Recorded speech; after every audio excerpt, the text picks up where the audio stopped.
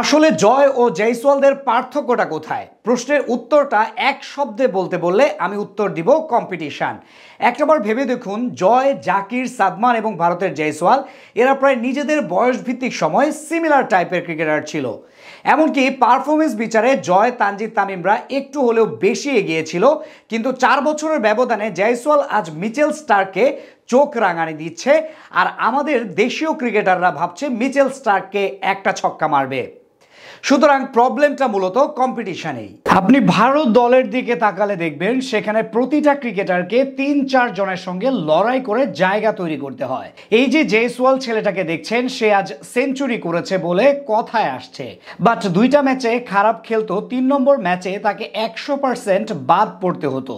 আর ভারত দলে একবার যদি বাদ পড়ে তাহলে তাকে ফিরে আসতে হলে নিজে তো ভালো করতেই হবে, সাথে তার প্রতিদ্বন্দ্বী যারা আছে তাদের খারাপ করার উপর নির্ভর করতে হবে।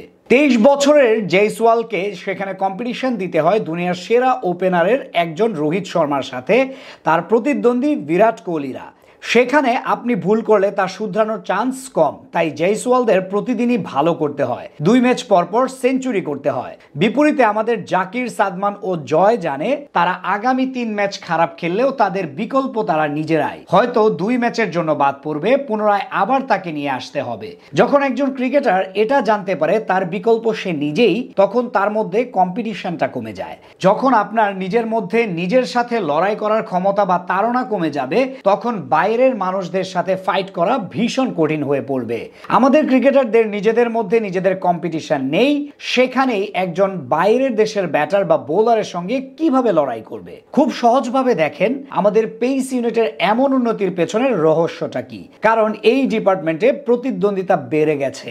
আগের ম্যাচে ভালো করেও পরের ম্যাচে তাসকিন শরীফুল বা অন্য কাউকে বসে থাকতে হয়, শুধু তুলনামূলক পিছিয়ে থাকার কারণে। বাট আমাদের ব্যাটারদের সেই জিনিসটার অভাব। তারা 30 থেকে 40 রান নিতে পারলেই নিজেকে সেফ মনে করে, কারণ সাদমান 50 করেছে মানে জানে জাকির তার আগেই আউট হয়ে যাবে, বা জয় সেটাও করতে পারবে না, সুতরাং তার পরের ম্যাচে চান্স পাওয়া নিশ্চিত। এমন মনোভাবই আমাদের পিছিয়ে থাকার কারণ। এর পিছনে শুধু ক্রিকেটারদের দোষ দেওয়া বোকামি। ইন্ডিয়াতে প্রতি মাসে 2-3টা হাই প্রোফাইল ব্যাটার প্রডিউস হওয়ারও রেকর্ড আছে, আর আমাদের প্রতি 2 বছরে আন্ডার 19 থেকে একটা প্রতিভা আসে। সেইটাকে আমরা বিরাট কোহলির সাথে শুরুতেই তুলনা করে হাইপে নিয়ে যাই, পরে অতিরিক্ত অহংকারে ডানা ভেঙে যায়।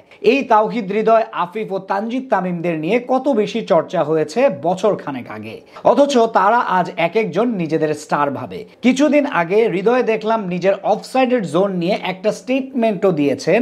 আসলে আমরা এখানেই পিছিয়ে যাই, আমাদের ক্রিকেটারদের কম্পিটিশন দেওয়ার তাড়না খুবই কম। এর জন্য বিসিবি, আমরা স্পোর্টস রিপোর্টাররা ও দেশের সাধারণ ভক্তরাও কম বেশি দায়ী। আমরাই এমন একটা কালচার তৈরি করে ফেলেছি।